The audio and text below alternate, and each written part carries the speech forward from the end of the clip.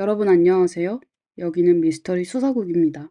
죄인의 딸에서 한 나라의 왕비로 중동 왕실에서 섬세한 손길로 권력을 휘두르며 카타르의 영광을 일궈낸 여성. 그녀는 바로 셰이카 모자입니다. 오늘날 세계에서 가장 권력 있는 여성 중 한 명인 그녀는 셀 수 없는 부를 소유하고 있습니다. 그런 그녀가 원수의 아들과 결혼해 장애물을 하나씩 제거하며 중동에서 가장 빛나는 보석을 탄생시켰습니다. 1959년 모자는 카타르에서 태어났습니다. 그녀의 아버지가 정치범이었기 때문에 어린 시절의 모자는 고난의 연속이었습니다. 5살 때 그녀는 아버지를 따라 해외로 망명해야 했고 쿠웨이트와 이집트를 떠돌며 힘든 생활을 이어갔습니다. 이 시기의 경험은 훗날 모자가 카타르 왕실에 들어가는 데 중요한 밑거름이 되었습니다. 사람들은 오직 강인한 삶으로 세상을 놀라게 한 카타르의 왕비 모자만을 알고 있을 뿐입니다. 하지만 그녀가 왕실에 들어간 이유는 단순한 결혼이 아니라 국가와 가문의 원한을 갚기 위함이었습니다. 이 이야기를 이해하려면 먼저 카타르의 역사적 배경을 살펴볼 필요가 있습니다. 1971년 카타르가 독립하면서 막대한 석유와 천연가스를 발견하게 됩니다. 국가의 부유함이 눈앞에 보이는 상황에서 당시 부족 지도자였던 칼리파 빈 하마드 알타니는 그 자원을 독점하려 했습니다. 이에 반대하는 목소리가 나올 수밖에 없었고 모자의 아버지도 그중 한 사람이었습니다. 모자의 아버지는 석유와 천연가스가 국가 시민 모두의 공동 재산이 되어야 한다고 주장했습니다. 그러나 강경한 태도의 칼리파는 자신의 목적을 이루었을 뿐만 아니라 사촌 형으로부터 권력을 빼앗아 카타르의 최고 지도자가 되었습니다. 이에 따라 모자의 아버지는 반대파로 지목되어 죄인이 되었고 가족 전체가 해외로 추방당했습니다. 망명 생활은 매우 힘들었지만 아버지의 대담하고 넓은 시야를 가진 가르침은 모자에게 깊은 영향을 미쳤습니다. 수년간 떠돌던 모자는 15살이 되던 해에 마침내 고국으로 돌아왔습니다. 이때의 모자 마음속에는 이미 복수심이 깊게 자리 잡고 있었습니다. 왕실의 핍박을 수년간 견뎌낸 그녀는 오직 원수에게 가까이 다가가는 방법만이 복수를 이루는 길이라고 결심했습니다. 왕실의 주목을 받아 왕실로 시집가는 것이 반전을 위한 첫걸음이라 생각한 것입니다. 게다가 당시 국왕은 고령이었기에 원수의 아들이 가장 이상적인 목표였습니다. 그 대상은 바로 왕세자인 하마드 빈 칼리파 알탄이었습니다.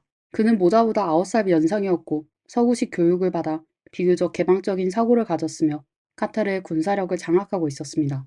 하마드는 카타르 대학교를 방문했을 때 18살의 모자를 우연히 만났습니다.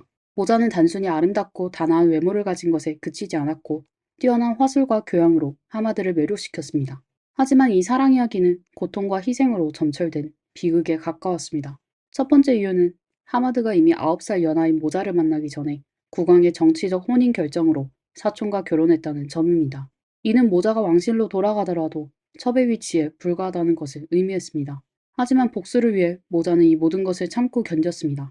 그러나 왕실에 들어가면서 모자는 또 다른 시련과 고난의 시작을 맞이하게 됩니다. 모자를 모욕하기 위해 결혼식에서 신부 측 가족은 모두 배제되었습니다. 국왕은 하마드의 첫 번째 부인에게 모자의 손을 잡고 예식장으로 들어가도록 지시하기까지 했습니다. 결혼식 자리에서 시아버지인 국왕은 공개적으로 모자에게 경고했습니다. 네 위치를 똑바로 알아라. 그러나 이처럼 차갑고 무례한 대우에도 모자는 원수에게 웃으며 다가가는 태도를 선택했습니다. 중동 여성의 지위는 원래 낮은 편이며 현재의 제도하에서는 일부 다처제가 일반적입니다. 하지만 이러한 환경에서도 두각을 나타내는 여성은 모두 강한 성격을 가지고 있습니다. 특히 왕실에서는 여성이 많기 때문에 모자가 왕실에서 입지를 다지고 주목받기 위해 경쟁하는 것은 당연한 일이었습니다. 사랑과 주목을 받기 위한 방법은 다양하지만 아름다움은 사람의 마음을 사로잡는 기본 조건입니다. 그러나 외모뿐 아니라 기품과 패션 감각도 한 사람의 매력을 판단하는 중요한 요소로 작용합니다. 2015년 베니티 페어는 베스트 드레서 명예의 전당상의 유일한 수상자로 모자를 선정했습니다.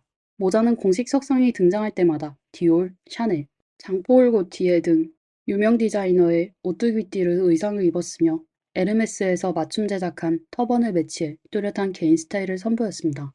모자가 등장하기 전까지만 해도 전 세계는 중동 여성을 보수적이고 폐쇄적인 존재로 생각했습니다. 하지만 모자의 등장은 중동 여성도 우아하고 세련된 아름다움을 지닐 수 있음을 세상에 알렸습니다. 이를 통해 모자는 대중적 지지를 얻게 되었고 카타르의 퍼스트 레이디라는 칭호는 그녀 외에는 떠올릴 수 없을 정도가 되었습니다.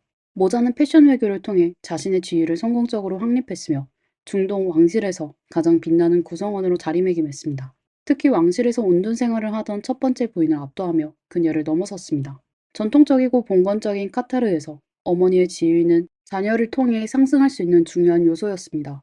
모자는 이를 누구보다 잘 알고 있었습니다.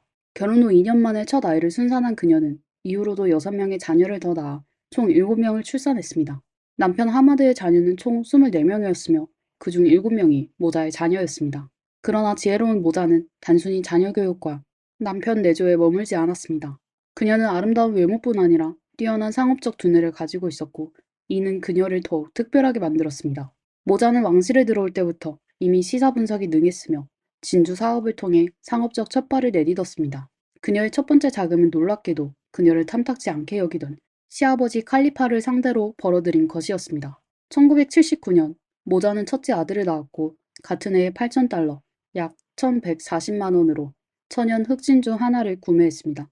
이후 외국 경매소에서 이 진주를 감정한 결과 가격은 70만 달러, 약 10억 원으로 평가되었습니다. 보석 수집을 취미로 삼던 시아버지 칼리파는 몇 차례 이 진주를 요구했지만 모자는 이를 단호히 거절했습니다. 결국 참을 수 없었던 칼리파는 진주가 외국 경매소로 넘어가는 것을 막기 위해 자신의 돈으로 100만 달러, 약 14억 원에 이 진주를 모자로부터 사들였습니다. 이 사건은 시아버지를 분노하게 만들었지만 모자는 이 자금을 기반으로 본격적으로 진주 사업을 확장하기 시작했습니다. 그러나 예상치 못한 일이 발생했습니다. 사업이 성공을 눈앞에 두었을 때 시아버지 칼리파가 하마드에게 세 번째 부인을 맞이하라고 요구한 것입니다. 이는 또 다른 정치적 혼인임이 분명했지만 하마드는 현명하게 이 위기를 해결했습니다. 그는 모자에 대한 충성을 유지하면서도 아버지의 정치적 요구를 충족시키기 위해 조건을 내걸었습니다. 그 조건은 탁월한 경영 능력을 보여준 모자를 왕세자 가문의 가사 업무 책임자로 임명하고 그녀에게 재정과 투자 관리를 맡기는 것이었습니다.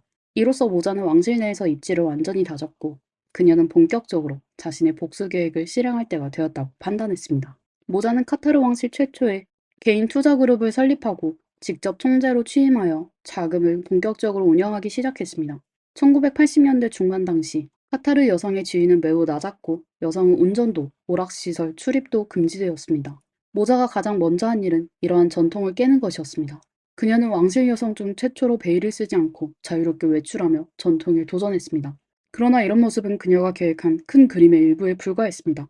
모자는 남편 하마드를 돕기 위해 피 한 방울 흘리지 않고 승리한 쿠데타를 성공적으로 이끌었습니다. 그녀는 시아버지 칼리파가 해외로 휴가를 떠난 틈을 타 재산을 동결하고 무력을 사전에 배치하며 모든 계획을 완벽히 실행했습니다. 이 모든 과정을 통해 그녀는 남편 하마드를 새로운 국왕으로 올리는 데 성공했습니다. 이후 모자는 합리적인 개혁을 추진하면서 본격적으로 진정한 복수의 길을 시작했습니다. 그녀는 석유를 달러로 바꾸고 달러로 투자를 통해 가치를 증대하자는 제안을 했고 이에 따라 하마드는 국가투자기금을 설립했습니다. 모자는 이 기금의 중요한 책임자로 활동하며 국가에 막대한 수익을 창출했습니다. 1997년 영국 부동산 시장이 아직 발전 초기 단계에 있을 때 모자는 런던 남쪽부터 북쪽까지 약 158억 달러, 약 22조 원을 투자해 대규모 부동산을 매입했습니다. 이후 9억 달러, 약 1조 2천억 원을 들여 런던 올림픽 빌리지를 인수하고 예술 산업을 활성시켰습니다. 또한 유럽에서는 4억 달러, 약 5,741억 원을 들여 논란이 많은 예술품들을 대거 구매하고 이를 전시하기 위해 수도에 예술관을 설립했습니다. 진주 사업이 유행하던 당시 시장 구조를 고려하면 많은 사람들은 모자가 돈을 쓸 곳이 없어서 이런 투자를 한다고 생각했습니다. 그녀가 부동산에 투자하는 것은 이해할 수 있지만 왜 그렇게 많은 돈을 예술품과 명품에 투자하는지는 의아해했습니다. 심지어 남편 하마드조차 이를 이해하지 못했지만 그는 모자를 전적으로 신뢰했습니다.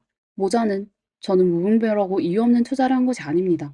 저는 그것들의 미래 발전 가능성과 폭발적인 수익성을 본 것입니다. 라고 밝혔습니다. 그녀는 다른 이들의 의심에도 아랑곳하지 않고 자신의 자산에서 3분의 1을 런던 부동산에 투자했으며 나머지 자산으로는 대량의 명품 브랜드 지분과 가치 있는 예술품들을 매입했습니다. 모자의 날카로운 비즈니스 감각은 그녀에게 막대한 수익을 가져다 주었고 투자자로서의 길을 더욱 순탄하게 만들어 주었습니다. 점차적으로 사람들은 이 성공적인 투자자에게 경외심을 품게 되었고 모자의 과거, 죄인의 딸이라는 꼬리표는 서서히 잊혀졌습니다. 이 사건 이후 사람들은 모자에게 새로운 별명을 붙였습니다. 바로 돈 버는 기계였죠. 모자 왕비가 지금의 놀라운 성과를 이룰 수 있었던 데는 남편 하마드의 지극한 사랑도 큰 역할을 했습니다. 하마드는 국왕이 된 이후 다른 국왕들처럼 후궁을 늘리지 않고 언제나 모자에게만 충실했습니다. 아마도 이는 중년이 된 모자가 여전히 과거 못지않은 매력을 유지하면서 하마드의 마음을 사로잡았기 때문일 것입니다. 한 번은 두 사람이 한 행사에 참여했을 때 모자의 하이힐이 배수구에 끼어 넘어질 뻔한 일이 있었습니다. 이 일은 굉장히 당황스러운 상황이 될 수 있었지만 하마드는 주저없이 몸을 숙여 모자의 신발을 다시 신겨주었습니다. 그는 모자에 대한 사랑을 행동으로 보여주었죠. 2010년에 이르러 카타르는 이미 세계적 수준의 예술관 4곳을 보유하게 되었습니다. 이 예술관들은 국민들의 정신세계를 풍요롭게 했을 뿐만 아니라 이슬람 문화 전통의 변화를 가져오고 국가의 관광 사업까지 크게 활성화시켰습니다. 2012년 카타르는 실업률이 0에 가깝고 최저소득층조차 자동차와 집을 보유하고 있었습니다. 국민들은 무료로 물, 전기, 의료, 교육 서비스를 누리고 있었습니다. 카타르 국민들은 왕실, 특히 모자를 열렬히 지지했습니다. 사람들은 그녀를 카타르 현대사에서 가장 큰 기적이라고 칭송했죠. 그러나 경제 성장만이 모자와 그녀의 남편 하마드의 유일한 목표는 아니었습니다. 교육과 자선의 발전 또한 그들의 중요한 과제였습니다. 여기서 하나의 일화를 이야기하자면 모자 왕비가 처음 발렌티노를 전액 인수하려고 했을 때의 일입니다. 모자는 발렌티노의 오랜 고객이었지만 이탈리아 사람들은 그녀의 제안에 큰 모욕감을 느껴 단칼에 거절했습니다. 협상은 무려 2년 반 동안 이어졌습니다. 결국 전환점은 발렌티노 팀이 카타르를 방문하면서 발생했습니다. 모자는 카타르의 난민들을 위해 인공섬을 건설했는데 이 섬에서는 모든 것이 무료로 제공되었습니다. 쇼핑, 교육, 의료, 주택, 교통 등 모든 것이 무료일 뿐 아니라 모든 시설이 유럽 중산층을 훨씬 능가하는 최고 수준의 품질로 구성되었습니다. 이를 직접 목격한 발렌티노의 크리에이티브 디렉터는 깊은 충격을 받았고 카타르가 발렌티노의 더욱 웅장한 미래를 선사할 것이라 확신하게 되었습니다.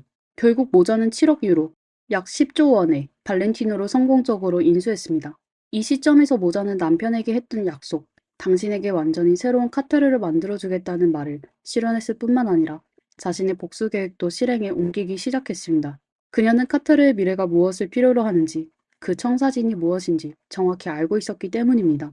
이어 2016년 모자는 다시 한번 대규모 인수를 감행하여 발망을 4억 8,500만 유로, 약 7,322억 원에 성공적으로 매입했습니다. 현재 카타르 왕실은 루이비통 모에 헤네시 그룹 지분 1.3%, 티파니 앤코 지분 8.7%를 보유하고 있습니다. 이로 인해 명품 시장의 절반은 카타르 왕실이 차지하고 있다는 말이 과언이 아니게 되었습니다. 포브스는 모자를 세계에서 가장 영향력 있는 여성 100인 중 한 명으로 선정했으며 그녀는 세계에서 가장 부유한 왕실 구성원 10인 중에서도 7위를 차지했습니다. 그러나 모자의 복수 이야기는 사적 감정에만 치우치지 않은 공정한 성격으로 더욱 놀라움을 자아냅니다. 1995년 하마드는 국왕으로 즉위하는 데 성공했고 스위스 취리히에서 휴가 중이던 칼리파 국왕은 퇴위당했습니다.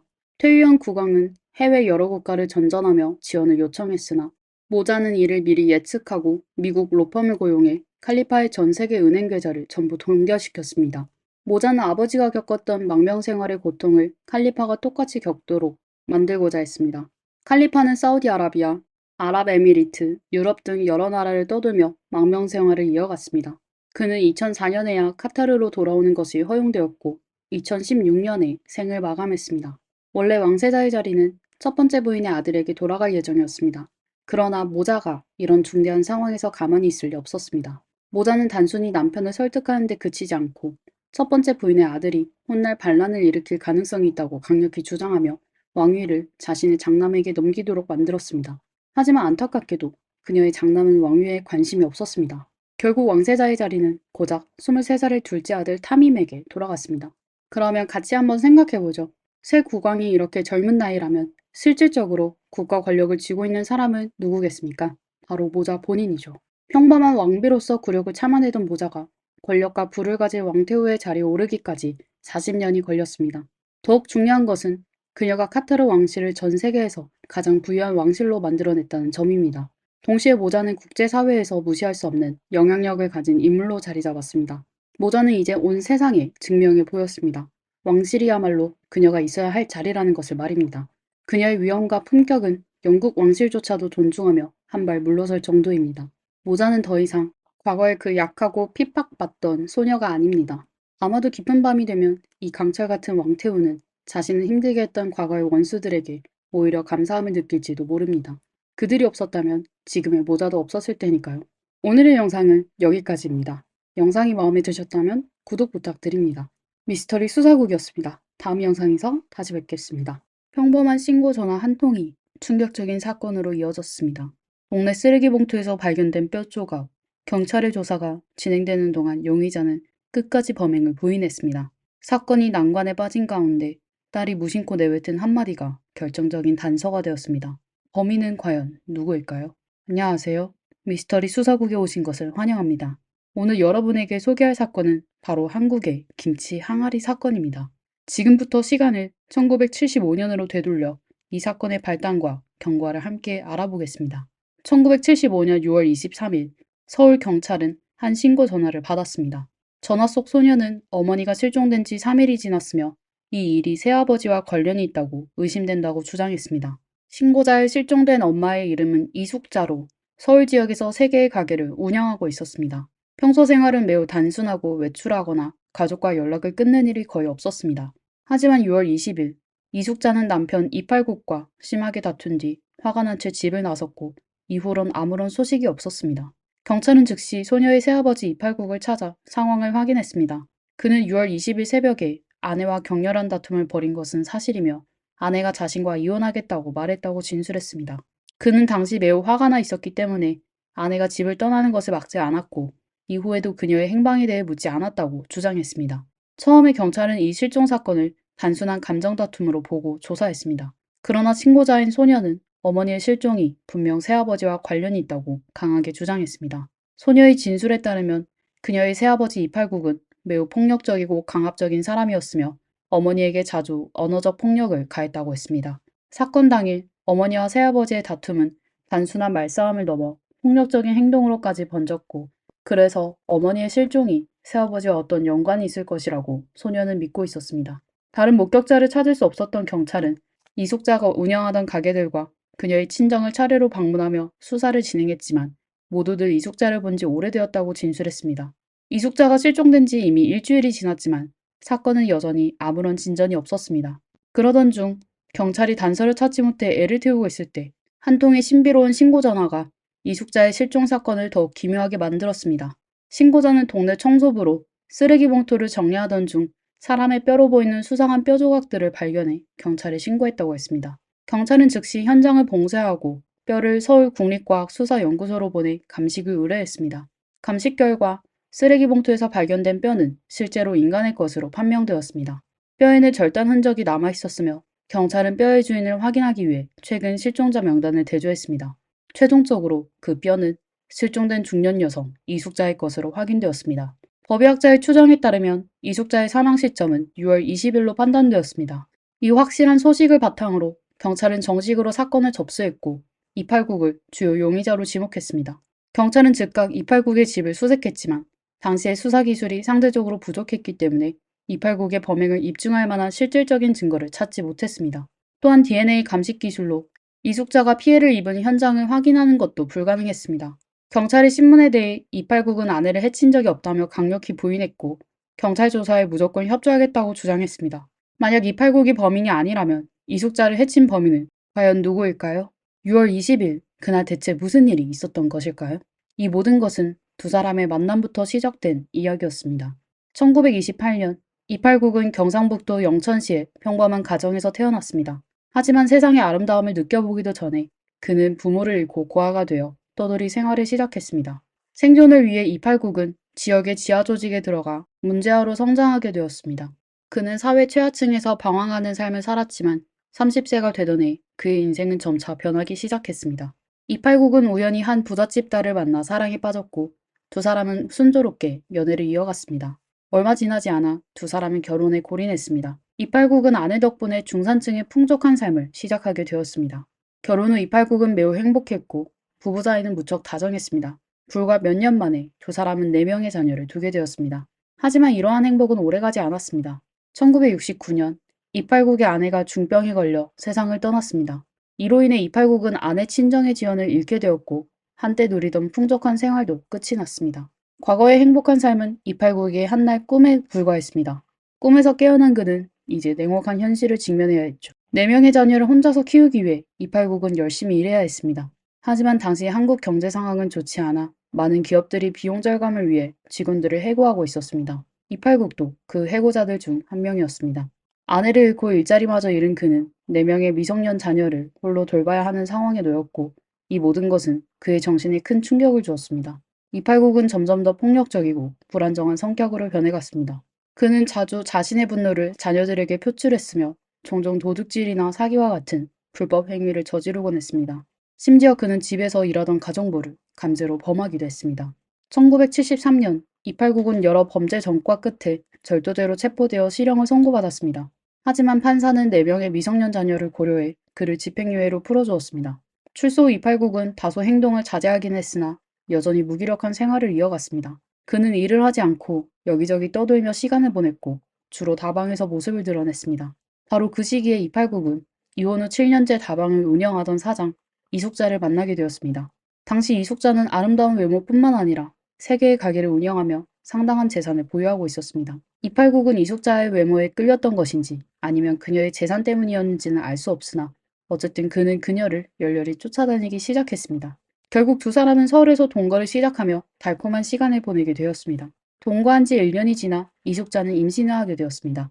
이를 계기로 이팔국은 이숙자에게 결혼을 제안했지만 이숙자는 단호히 그의 청혼을 거절했습니다. 이유는 간단했습니다. 동거하는 동안 이숙자는 이팔국이 학식도 능력도 없을 뿐 아니라 소비를 절제하지 않는다는 사실을 알게 되었습니다. 이숙자는 이팔국에게 다시 일을 시작하라고 여러 차례 권유했지만 그는 항상 핑계를 대며 일을 미루기만 했고 심지어 이숙자의 가게에서 돕는 것조차 거부했습니다. 이팔국의 이러한 태도에 이숙자는 깊은 염증을 느꼈습니다. 이숙자는 가족의 생계를 유지하기 위해 스스로 악착같이 일을 해야 했습니다. 시간이 지날수록 두 사람의 갈등은 점점 커졌고 다툼도 빈번해졌습니다. 분노에 휩싸인 이팔국은 때로는 이숙자에게 폭력을 행사하기도 했습니다. 이런 상황 속에서 이숙자의 실망은 점차 절망으로 변했고 결국 그녀는 1975년 6월 10일 이팔국과의 별거를 결심했습니다. 이팔국은 자신을 경제적으로 부양해주던 이숙자를 잃게 될 위기에 처하자 극도로 불안해했습니다. 그는 계속해서 이숙자를 붙잡으려 했고 어떠한 경우에도 그녀를 놓지 않겠다고 주장했습니다. 1975년 6월 19일 저녁 이팔국은 이숙자의 친정을 찾아갔습니다. 그는 문 앞에서 무릎을 꿇고 이숙자에게 용서를 구했습니다. 이팔국의 부드러운 태도에 잠시 마음이 흔들린 이숙자는 그의 요청을 받아들여 함께 집으로 돌아갔습니다. 하지만 얼마 지나지 않아 두 사람은 또다시 다투기 시작했습니다. 이숙자는 이팔국에 완전히 실망했고 동거를 재개하자는 그의 요구를 단호히 거부했습니다. 그녀는 다시 한번 헤어질 것을 강하게 주장했습니다. 당시 두 사람의 다툼은 점점 격렬해졌고 결국 2층에서 자고 있던 아이들이 그 소리에 깨어 아래층으로 내려왔습니다. 그러나 이팔국은 화를 내며 아이들을 방으로 돌려보냈고 이후 아이들은 다시는 이숙자를 볼 수 없었습니다. 수사가 점점 깊어지면서 경찰은 이숙자가 피해를 입기 전에 생활계적을 복원했습니다. 범행 동기와 범행 시점 모두 이팔국이 중요한 용의자로 지목되었지만 사건을 확정짓기 위해서는 먼저 이숙자의 시신을 찾아야 했습니다. 이팔국도 증거가 없으면 자신을 유죄로 입증할 수 없다는 사실을 알고 있었기에 경찰에 여러 차례 질문해도 묵묵부답으로 일관하며 범행을 부인했습니다. 그러나 그의 자녀들이 무심코 한 말 한마디가 새로운 단서를 제공하면서 사건은 전환점을 맞았습니다. 이숙자의 딸은 이팔국이 성격이 나쁘고 자주 이숙자를 폭행했다고 회상했습니다. 전처의 딸은 2월 20일 새벽 아버지와 계모가 크게 다툰 후 고기 타는 냄새 같은 걸 맡았다고 증언했습니다. 이 말을 들은 순간 평정심을 유지하던 이팔국의 얼굴이 갑자기 당황스러운 기색으로 변했습니다. 그는 자신의 거짓말이 들통날 것을 직감하고 결국 범행을 자백하며 범행 과정을 털어놓았습니다. 6월 20일 새벽 이팔국은 이숙자가 자신을 떠나기로 결심한 것을 알고 격분하여 그녀에게 외간 남자가 생긴 것이 아니냐고 추궁했습니다. 이에 이숙자는 단호히 부인하며 이팔국의 정신 상태를 비난했습니다. 이 말에 격분한 이팔국은 완전히 이성을 잃고 결국 이숙자를 살해하고 말았습니다. 범행 후 이팔국은 곧 두려움에 휩싸였고 시신을 어떻게 처리할지 고민하기 시작했습니다. 그는 시신을 화장실로 끌고 가 담배를 피우며 방법을 생각한 끝에 시신을 처리하기로 결심했습니다. 다음날 저녁 이팔국은 어두워진 틈을 타 시신 일부를 갈아 석탄재와 섞은 후 시멘트 자루에 담아 집에서 1km 떨어진 쓰레기장에 버렸습니다. 나머지 신체 조직은 김치 항아리에 담아 성균관대학교 근처의 쓰레기장에 버렸습니다. 범행 내내 이팔국은 놀라울 정도로 침착했습니다. 이후의 일상에서도 아무 일도 없었던 것처럼 행동하며 식사하고 잠을 자고 평소처럼 지냈습니다. 아이들이 어머니의 행방을 물었을 때에도 그는 모른다고 일관하며 아무런 수상한 기색을 보이지 않았습니다. 경찰이 이팔국에게 시신 일부를 김치 항아리에 넣은 이유를 묻자 그는 당시 너무 화가 난 나머지 기괴한 생각이 들었다고 말했습니다. 그는 그 신체 조직을 김치처럼 절여서 먹을 생각을 했다고 진술했습니다. 그러나 제정신이 돌아온 후 도저히 먹을 수 없을 것 같아 항아리를 쓰레기장에 버렸다고 설명했습니다. 1977년 11월 법원은 이팔국에게 살인 및 시신 훼손 혐의로 사형을 선고했으며 즉시 형이 집행되었습니다. 사람의 본성이 결여된 이들에게 아내나 자녀조차도 단지 이익을 위한 도구에 불과합니다. 우리는 이와 같은 사건들에 대해 충격을 받곤 하지만 이는 우리의 선량함이 인간 본성의 악함을 상상하는 데 한계를 두기 때문입니다. 결국 세상에서 가장 직시하기 어려운 두 가지는 바로 태양과 인간의 마음입니다. 오늘의 영상은 여기까지입니다. 여러분은 이팔국의 이런 변태적인 심리가 형성된 원인이 무엇이라고 생각하시나요? 댓글에 의견을 남겨주시면 감사하겠습니다. 영상이 마음에 드셨다면 좋아요와 구독 부탁드립니다. 보고 싶은 사건이 있으시다면 댓글에 남겨주세요. 여기는 미스터리 수사국이었습니다.